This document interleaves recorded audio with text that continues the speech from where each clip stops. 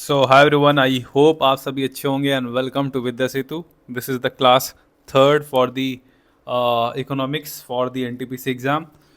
और class start करने से पहले मैं आपको एक थोड़ा सा मीम दिखाना चाहता हूँ। काफ़ी टाइम से मैं बैठा सोच रहा था कि क्या कंटेंट मैं आज इस तरीके से आपको बताऊँ कि ये टॉपिक ऐसा है ना कि मतलब समझ में नहीं आएगा बहुत जल्दी। मतलब अगर तुम ऐसे सोच के बैठे हो कि एनटीपीसी के लिए पढ़ना है, इकोनॉमिक्स पढ़ लेंगे हम, ऐसे ही समझ में आ जाएगा, आसान नहीं है। डिफ़िकल्ट कॉन्सेप्ट हैं थोड़े यहाँ पे और दिमाग लगाना पड़ेगा। क्वेश्चन ऐसे हिलेगा नहीं तुमसे। डेफिसिट वेफिसिट, रेवेन्यू डेफिसिट, कैपिटल रिसिट, ये सब पूछ लेगा तो तुमको समझ नहीं आएगा। मतलब गलत करके आओगे क्वेश्चन। तो इसको मैं थोड़ा सा फ़नी वे में इसको रिप्रेजेंट करने के लिए मैं काफ़ी टाइम से बैठ के सोच रहा था कि कैसे इस चैप्टर को बहुत आसान कर दिया जाए सब लोगों के लिए, ताकि फॉर एग्जांपल जैसे यूपीएससी वगैरह कोई दे रहा है तो उसने तो बहुत अच्छे से अंडरस्टैंडिंग करके बनाई हुई है। बट आप वन डे एग्ज़ाम दे रहे हो और वन डे एग्ज़ाम में क्या होता है कि मतलब कुछ भी पूछ लेगा आपसे, फैक्ट्स भी पूछ लेगा, कॉन्सेप्चुअल भी पूछ लेगा, और आप मतलब क्योंकि अच्छे टीचर नहीं हैं पढ़ाने वाले, यूपीएससी वाले थोड़ी ना एनटीपीसी का पढ़ाएंगे, तो वो बहुत दिक्कत हो जाती है। तो एक समन्वय बैठाना बहुत ज़रूरी था। तो ये क्लास इसीलिए है और थोड़ा सा इंटरेस्टिंग वे में मैं चीज़ों को बताऊंगा आज। यहाँ पे सारी चीज़ें हम लोग कवर करेंगे। तो इसका हैंडआउट जो है मैंने पहले ही अपलोड कर दिया है, तो आप जाके वो हैंडआउट, ये वाला माइंड मैप और ये वाला हैंडआउट आप डाउनलोड कर लीजिएगा। किसी से भी पढ़ सकते हो, एग्ज़ाम टाइम आपको ये जो माइंड मैप है वो काफ़ी ज़्यादा हेल्प करेगा, है ना। स्टार्ट करते हैं। तो एक ये मैंने भी कुछ दिन पहले 25 दिसंबर को ट्वीट किया था, 70 में क्या जोड़े तो कि 17 हो जाए। तो ये जो हमारी चाची जी हैं ये कह रही हैं टैक्स जोड़ें। समझ गए होगा हो गया आप। तो ये हमारी फाइनेंस मिनिस्टर हैं जो हर चीज़ पे टैक्स पे टैक्स, टैक्स पे टैक्स लगाती जा रही हैं। स्टार्ट करते हैं इस टॉपिक को। तो इनकी थोड़ी इकोनॉमिक्स वीक है, तो ये जब पूरी क्लास ख़त्म हो जाएगी तो आपको समझ में आ जाएगा कि मैं क्यों इस मीम को यहाँ पे लगाया हुआ हूँ। तो स्टार्ट करते हैं आज की क्लास को। तो देखो, बजट चैप्टर है ना। तो बजट टैक्सेशन हम लोग पढ़ेंगे कि टैक्स कौन किस किस टाइप के हैं, बजट किस किस, बजट में क्या क्या चीज़ें होती हैं बेसिकली। अब यहाँ पे एक चीज़ नोटिस करोगे कि तो बजट का डेटा नहीं पूछेगा एनटीपीसी। मैंने देखा कि तुमसे पूछ ले कितना परसेंट किसके लिए पैसा लगाया गया है, वो सारी चीज़ें नहीं पूछेगा। वो तुमसे बहुत बेसिक चीज़ें हैं पहले वो पूछेगा। तो मैं स्टार्ट करता हूँ आज। तो जैसे हमारा भारत देश है, तो हमारे भारत देश में ना पैसा चाहिए होता है, ठीक है, इकोनॉमी को ग्रो करने के लिए। तो दो चीज़ें हैं, एक तो है हमारे पास क्या है, एक तो हमारे पास है आरबीआई, ठीक है, रिजर्व बैंक ऑफ इंडिया, और दूसरा है हमारे पास फाइनेंस मिनिस्ट्री। तो फाइनेंस मिनिस्ट्री, आपके दिमाग में कभी क्वेश्चन आया होगा कि यार मतलब आरबीआई क्या देख रही है और फाइनेंस मिनिस्ट्री क्या देख रही है, दोनों में क्या डिफरेंस है। तो आरबीआई क्या करती है, जैसे फॉर एग्जांपल मैं बहुत सारे नोट छाप दूं, ठीक है, आपको लगता होगा कभी कभी कि हाँ बहुत सारे नोट छाप देते हैं हम, हमारे देश का जो गरीबी है वो ख़त्म हो जाएगा। बट ऐसा पॉसिबल नहीं है। अगर बहुत सारे आप नोट छाप दोगे तो हमारे पास रिसोर्सेज तो लिमिटेड है ना। मान लो अगर आज 100 केजी के आसपास हमारे पास क्या है, 100 केजी के पास लेट से कह देता हूँ कि मैं प्याज है हमारे पास, ठीक है। अब इस 100 केजी प्याज को मैं बेच रहा हूँ 10 रुपये केजी पे, है ना। बट अब मैंने नोट छाप दी बहुत ज़्यादा, तो छाप दो, उससे क्या फ़र्क पड़ता है, 10 रुपये का मिल रहा था, अब तुमने 1,000 नोट और छाप दिए तो 100 रुपये का हो जाएगा, समझ रहे हो। तो इसका मतलब ये हुआ कि पैसे तुम कितने भी छाप दो, अगर तुम्हारे पास रिसोर्सेज ही नहीं है तो भाई छापते रहो, है ना। तो इससे हमारी इकोनॉमी जो है बूस्ट नहीं हो पाएगी। हमारी इकोनॉमी बूस्ट होगी किससे, कि हमारे जो किसान भाई हैं वो लोग मेहनत करें, और ख़ासकर जो हमारे देश में जो नेता लोग हैं वो करप्शन कम करना बंद कर दें, और उनकी जेब में पैसा कम जाए, और इंडस्ट्री आए बहुत सारा, ये सारी चीज़ें हैं। बट खैर वहाँ पे हम अभी इस मुद्दे पे नहीं बैठे हैं, हम लोग तो पढ़ेंगे बजट और टैक्सेशन के बारे में। तो कोशिश करूँगा कि मैं चीज़ों को न्यूट्रल रखूँ, बट कभी कभी मैं भटक जाऊँ तो आप समझ जाना, वो उसके पीछे का रीज़न यही होगा क्योंकि चैप्टर को आसान बनाना है, ठीक है। तो एक चीज़ समझो कि ये हमारा देश है और ये दूसरा देश है ना। तो इस अभी तुमने देखा होगा कि ब्रिक्स जो कंट्रीज़ हैं उन्होंने एक करेंसी लॉन्च करने के लिए बोला था, जिसकी वजह से यूएस ने एक क्या बोलते हैं, अभी जो नए प्रेसिडेंट आने वाले हैं, तो ट्रम्प जी ने बोला कि देखो टैरिफ मार देंगे हम आप लोगों के ऊपर अगर आप हमारी करेंसी को रिप्लेस करने की कोशिश करोगे। मतलब क्या है, आप एक देखो कि पूरा, अगर आप वर्ल्ड मैप देखोगे ना तो वर्ल्ड मैप में बहुत सारी कंट्रीज़ हैं, और सारी कंट्रीज में ये क्या चाहते हैं कि जो ट्रेड हो इंटरनेशनल वो डॉलर में ही हो। जैसे फॉर एग्जांपल हमारे पास तो चलता है क्या, हमारे पास तो रुपया चलता है। अब मैं रुपया दे के कोई अरब कंट्री को अपना ट्रेड थोड़ी ना करवा पाऊंगा, समझ रहे हो। तो कहने का मतलब है कि ब्रिक्स करेंसी लॉन्च होने वाली थी, तो मतलब जो नहीं हुई, मतलब अभी जो मैंने एक रिसेंटली वीडियो देखा था, तो पुतिन जी जो दिखा रहे थे नोट्स जिसमें ब्रिक्स वाला था, तो जो सीधी सादी कंट्रीज है जिनके पास इतना भाई पैसे नहीं है, तो वो तो बोलेंगे ठीक है आप टैरिफ लगा दोगे हमारे ऊपर, तो हम ब्रिक्स नोट जो है यूज़ नहीं करेंगे। तो अमेरिका बहुत मतलब चालाक है। अभी तक तो मतलब चल रहा था इनका कि ट्रम्प कह रहे थे कि भारत के लिए ये होगा वो होगा, बट बहुत हरामी आदमी है। स्टार्ट करते हैं अपने चैप्टर पे आते हैं। तो देखो हमारे देश में पैसा पैदा हो रहा है ना, पैसा पैदा हो रहा है। तो ये आरबीआई क्या डिसाइड करती है कि पैसा सप्लाई कितना होना चाहिए। मान लो आरबीआई ने बहुत ज़्यादा पैसा सप्लाई कर दिया तो उससे दिक्कत है। फाइनेंस मिनिस्ट्री फिर क्या कहती है, फाइनेंस मिनिस्ट्री एक मतलब सरकार के लिए है, ठीक है, ये डिफरेंस है। तो आरबीआई कहती है कि इतना पैसा होना चाहिए, मार्केट में रिसोर्सेज कम है, इन्फ्लेशन को कैसे हम कंट्रोल करें, repo rate, reverse repo rate, SLR CLR, बहुत सारी चीज़ें होती हैं जो हम लोग आगे पढ़ेंगे इकोनॉमिक्स में। बट अभी के लिए ये समझो कि जो आरबीआई है वो इन चीज़ों पे काम करती है, और जो फाइनेंस मिनिस्ट्री है वो देखती है कि सरकार कहाँ पे पैसे डाल रही है। लेट्स से कोई मिनिस्ट्री स्टार्ट हो रही है, सॉरी कोई स्कीम चालू हुई है, जैसे फॉर एग्जांपल मनरेगा है या कोई सब्सिडी है ना, उन चीज़ों पे कितना पैसा खर्च करना है वो फाइनेंस मिनिस्ट्री देखती है। हालांकि फाइनेंस मिनिस्ट्री देखती नहीं है, वो अपने नेताओं के जेब में पैसे जाते हैं, है ना, सबको पता है चीज़ें। तो बजट मतलब जो है तैयार होता है, और ये मिनिस्ट्री ऑफ फाइनेंस जो है बजट जो है पेश करती है। डिपार्टमेंट ऑफ इकोनॉमिक अफेयर जो होता है, तो ये लोग, वित्त मंत्रालय, ये लोग पेश करते हैं बजट। अब बजट होता क्या है, तो बजट में तुम ये ऐसे समझो कि जो बजट होता है वो लेखा जोखा होता है, लेखा जोखा होता है। उसमें दो चीज़ें होती हैं। एक तो ये होता है भाई कि पीछे क्या चला, अभी क्या हुआ, आगे क्या होगा।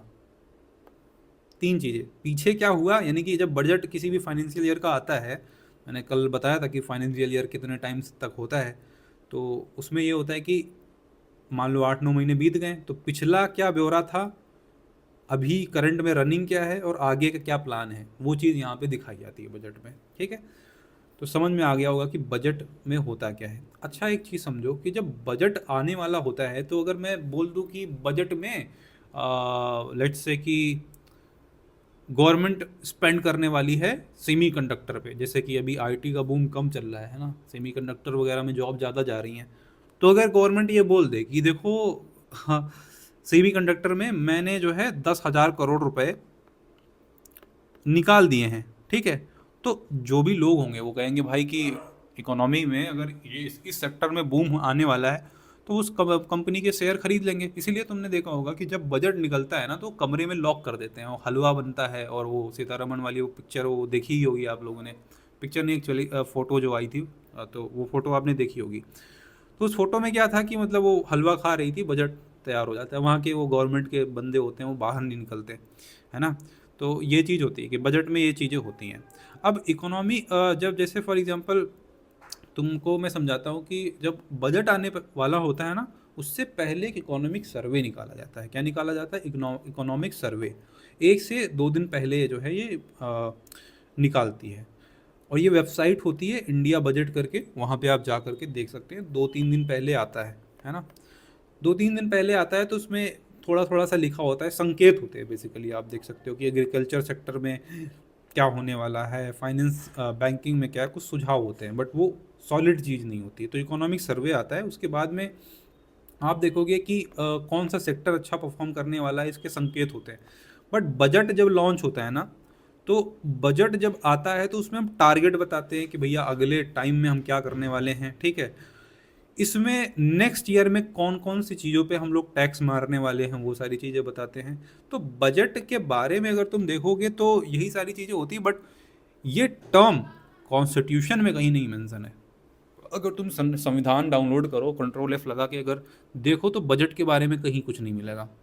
उसमें लिखा हुआ है annual financial statement, annual financial statement, ये चीज़ लिखी हुई है, एनुअल फाइनेंशियल स्टेटमेंट। अब एनटीपीसी क्या पूछेगा, हो सकता है तुमसे ये स्टेटमेंट पूछ ले, ठीक, और तुमसे हो सकता है पूछ ले कौन से आर्टिकल में लिखा था। तुमको क्या याद रखना है कि अगर बजट भी बोल दे, क्योंकि एनटीपीसी इतना दिमाग नहीं लगाएगा, वो आप बजट पूछ लेगा, हो सकता है पूछ ले तुमसे कि कौन से आर्टिकल में, तो तुमको बताना है 112 वाले आर्टिकल में लिखा हुआ है एनुअल फाइनेंशियल स्टेटमेंट। तो बजट में ये पैसा पूरा आता है। तो मैंने तुमको एक चीज़ बताई कि एक तरह का फोरकास्टिंग होता है, जिसमें हम क्या हो चुका है, क्या चल रहा है, क्या होने वाला है, इन 3 चीज़ों के बारे में ये बजट हमको बताता है, ठीक है। अच्छा, गवर्नमेंट जो होती है वो पैसे कहाँ कहाँ से कमाती है। जैसे बजट आता है एक फाइनेंशियल ईयर का, उसमें कहाँ कहाँ से पैसा आया होता है। तो तुम देखो कि एक तो उधार होता है ना, इनकम उधार ले लेती है गवर्नमेंट, किसी और कंट्री से ले रही है, या तरह तरह की चीज़ें। तो वैसे कि ये तुम ना ये चीज़ें बजट वाला जो आया था ना, वो पीडीएफ उसमें जाके देख सकते हो, उसमें बहुत सारी चीज़ें लिखी होती हैं, बट मतलब नहीं है तुम्हारे लिए, तो मैंने वो चीज़ यहाँ पे लगाई ही नहीं है। मैंने कहा अंडरस्टैंडिंग हो जाए तुमको, जो फैक्ट इंपॉर्टेंट हैं और जो पूछे ही जाएंगे वो मैंने यहाँ पे डाले हुए हैं।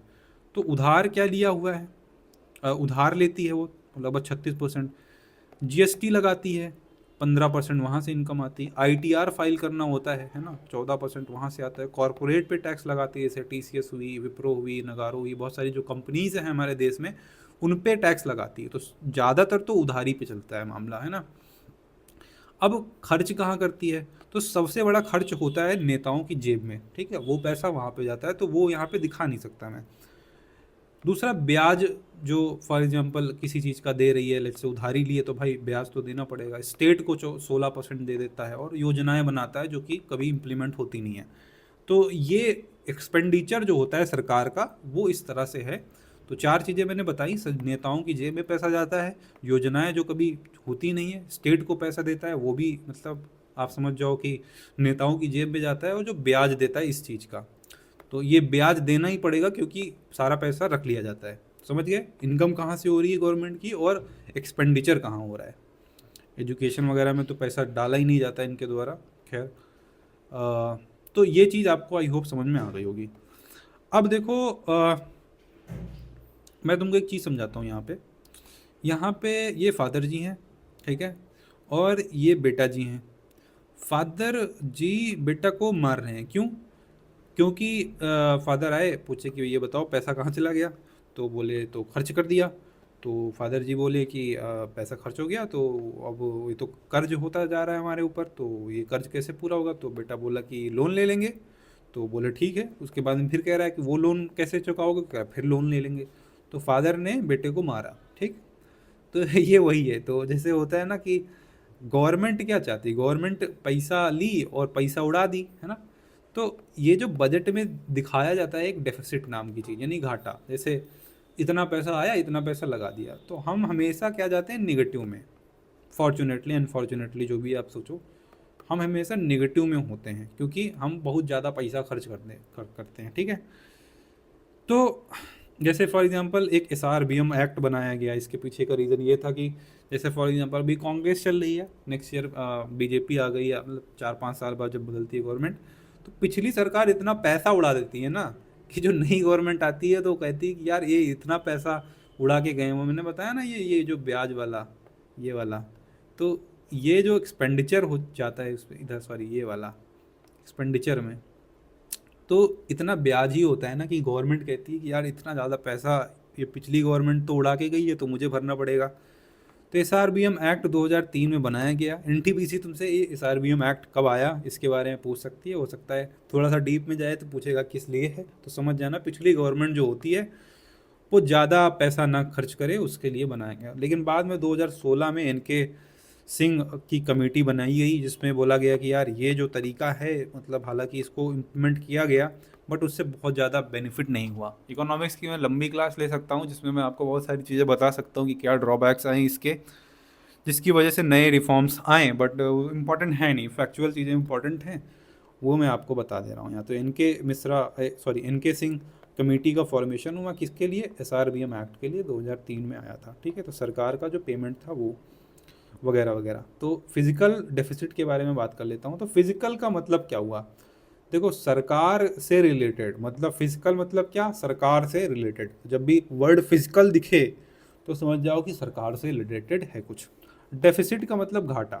तो फिजिकल डेफिसिट क्या हुआ, फिजिकल डेफिसिट का मतलब हुआ कि घाटा।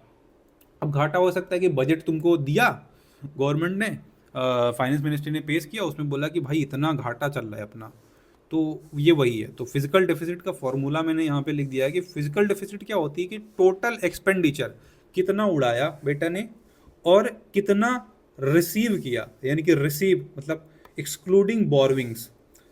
अब इसका मतलब ये हुआ कि देखो 100 रुपये तुमने कमाए, ठीक है, और 150 तुमने खर्च कर दिए, ठीक है, और बोरविंग तुमको हटा देना है यहाँ से, बोरविंग तुमको हटा देना है जो तुमने उधार ली है। तो अभी इस फॉर्मूले को चुपचाप याद कर लो कि जो फिजिकल डिपॉजिट होता है, इतना खर्च किया और इतना कमाया, बोरविंग को इंक्लूड मत करो, वो अलग से रखी हुई है, तो उसको हम क्या बोलेंगे, फिजिकल डेफिसिट।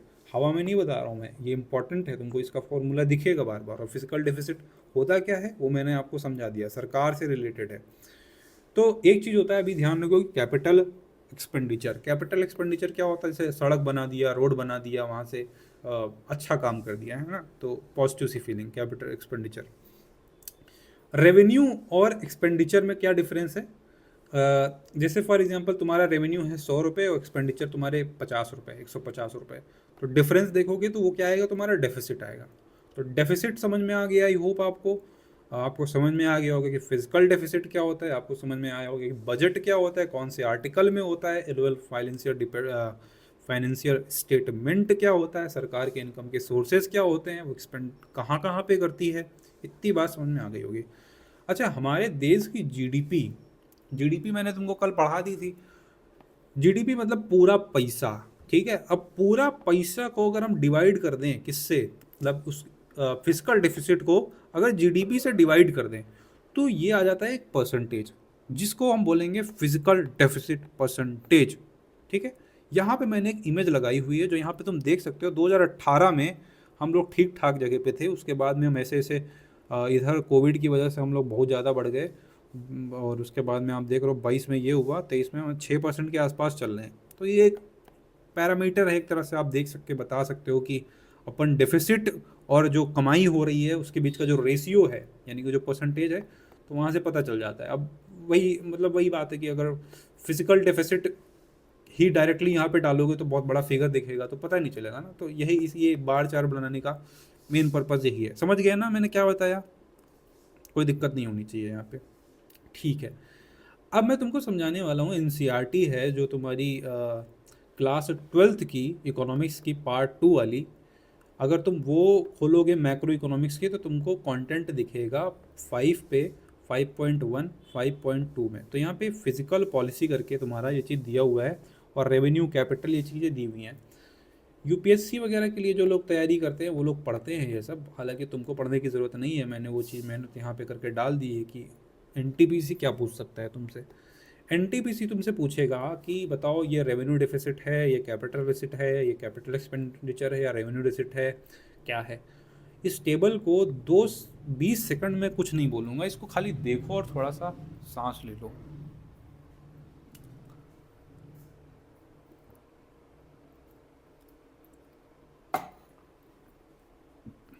मैं देखो समझाता हूँ तुमको ये मतलब क्या है।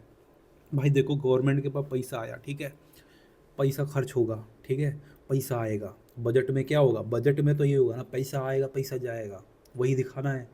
तो आप ये समझो कि आप मम्मी के पास गए हो, ये पापा के पास गए हो, पापा से कह रहे हो कि पापा एक सीट, पापा बोल रहे हैं कि एक सीट में दिखाओ कितना पैसा किधर किधर गया है या किधर किधर आ रहा है, तुम्हारे रेवेन्यू के सोर्सेज क्या हैं। तो वो ये बेटा जी जो है ना, ये वाला दिखा दिए, बोले कि पापा देखो ऐसे मैं डिवाइड कर रहा हूँ चीज़ों को, हमारा पैसा इससे आ रहा है वैसे जा रहा है। तो बोले ठीक है। तो ये वही चीज़ है, समझ रहे हो। तो घबराने वाली बात नहीं है कि ये है क्या, ये रेवेन्यू बजट, कैपिटल बजट, मतलब मैं बता रहा हूँ तुमको कि अगर तुम पहली बार पढ़ रहे हो तो तुम्हारा दिमाग हिलेगा ही, बट हालांकि क्योंकि मैं पढ़ा रहा हूँ तो नहीं हिलेगा। बट 90% लोग होते हैं जिनको ये कॉन्सेप्ट क्लियर नहीं होता, और वो एग्ज़ाम में क्वेश्चन गलत करके आएंगे। बट आज के बाद आपके क्वेश्चन गलत नहीं होंगे, मैं आपको बताता हूँ। तो एक चीज़ ये है कि अगर तुम्हारे दिमाग में थोड़ी सी क्यूरियोसिटी डेवलप हो जाए ना, तो बहुत आसान हो जाता है चीज़ों को समझना।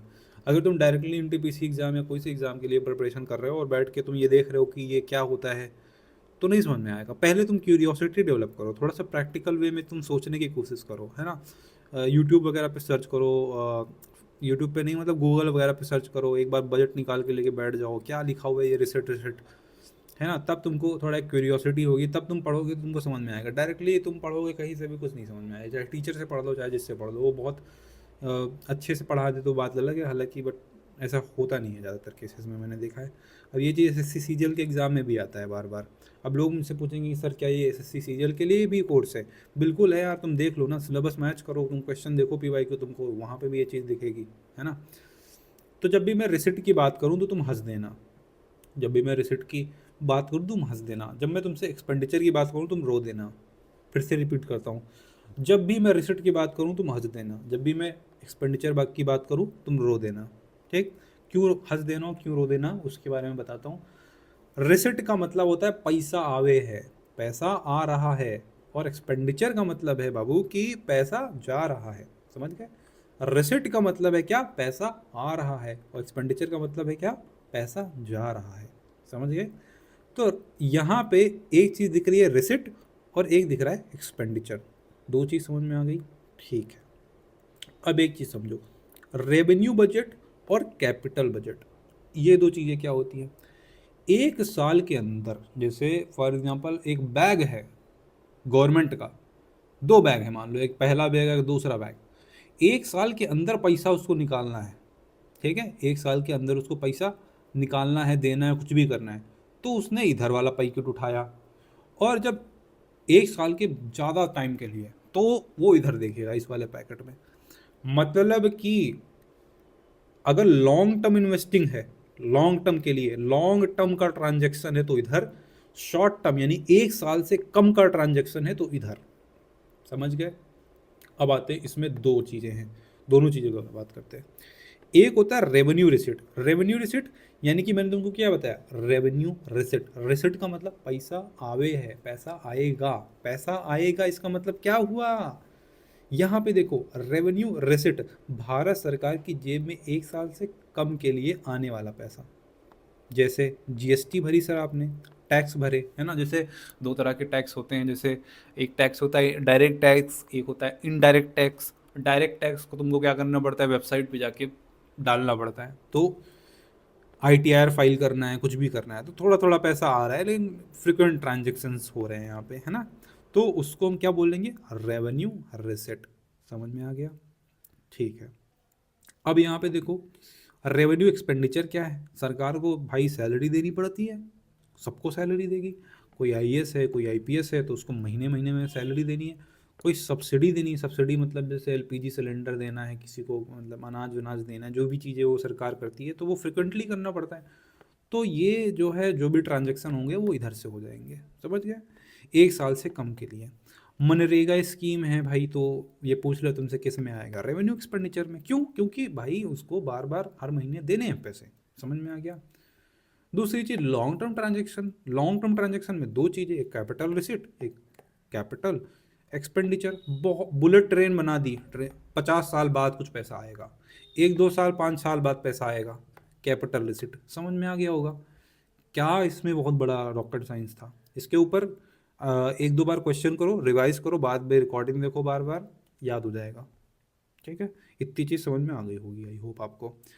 अब यहाँ पे हम आ जाते हैं कहाँ पे, अब हम यहाँ पे आ जाते हैं, यहाँ पे देखो, तो मैंने तुमको क्या बताया, मैंने तुमको बताया कि प्रिपेयर कौन करता है, फाइनेंस मिनिस्टर, और मिनिस्ट्री हमारी फाइनेंस मिनिस्ट्री, सिंपल।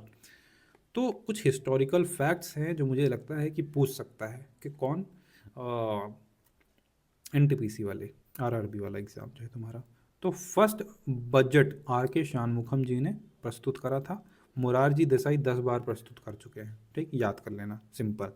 अब बजट के घटक हैं, घटक एक तो होता है जनरल बजट, एक होता है रेलवे बजट।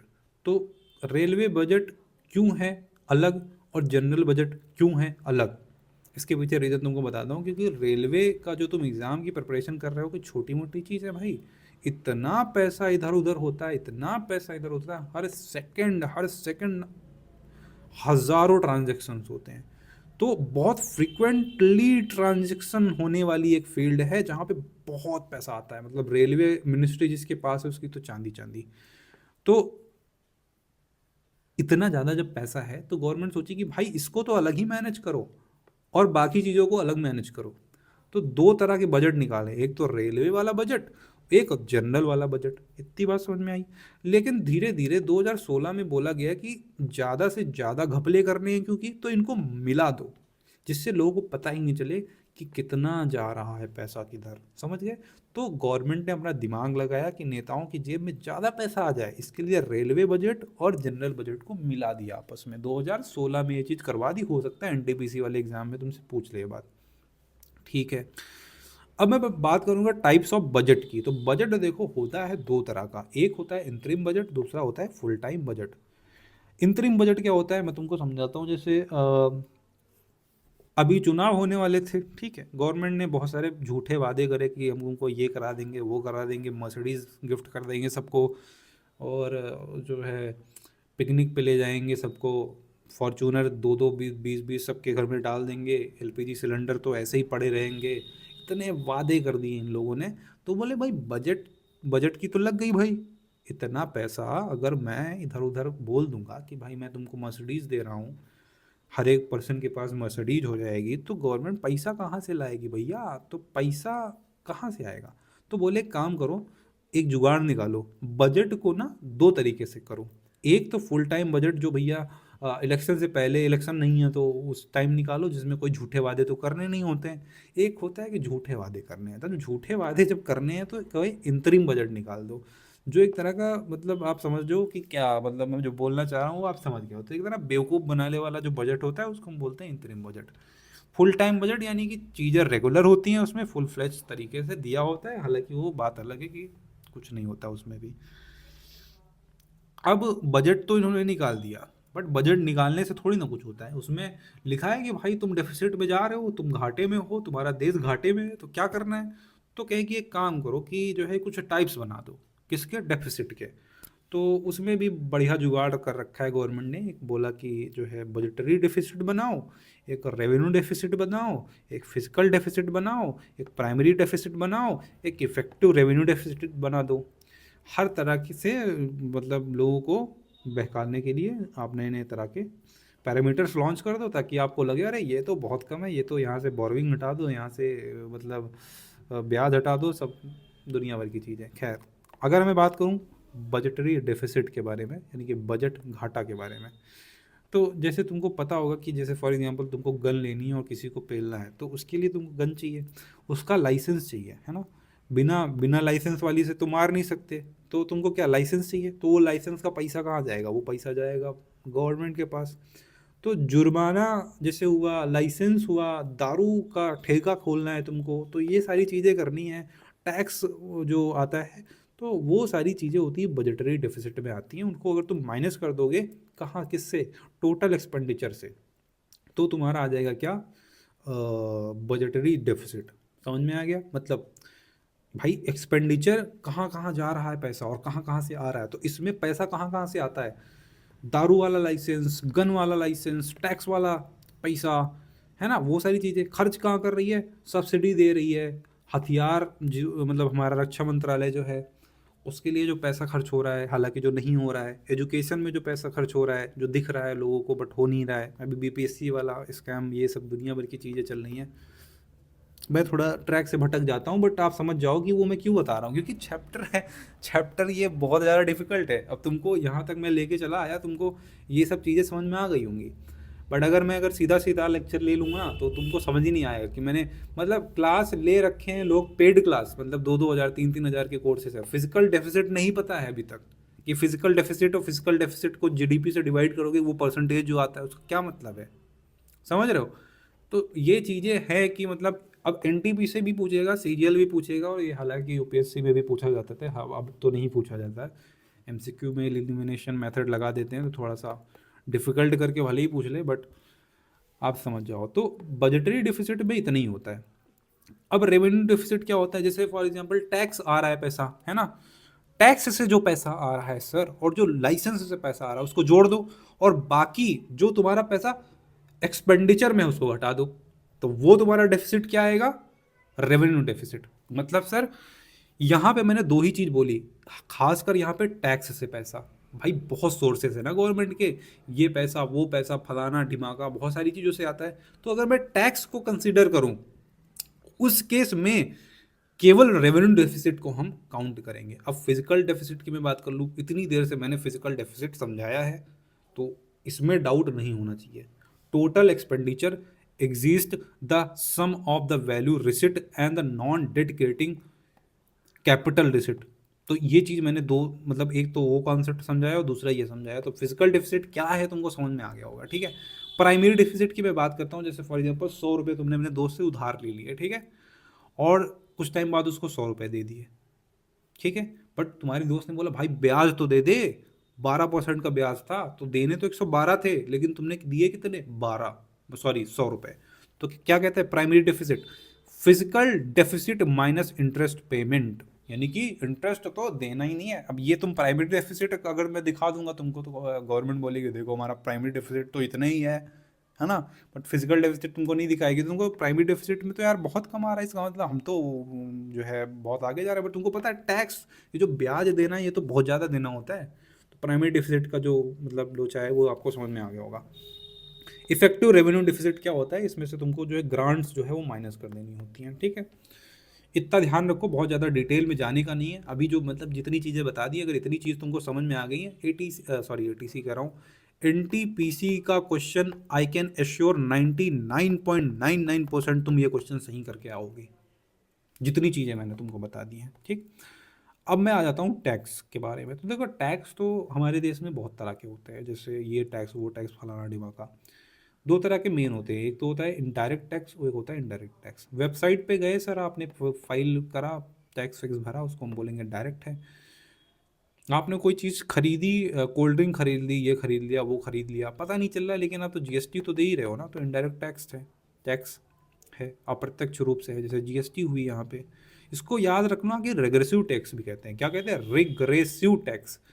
जो डायरेक्ट टैक्स होता है वो गवर्नमेंट की वेबसाइट पे जाके तुम भरोगे, इतना याद रखो।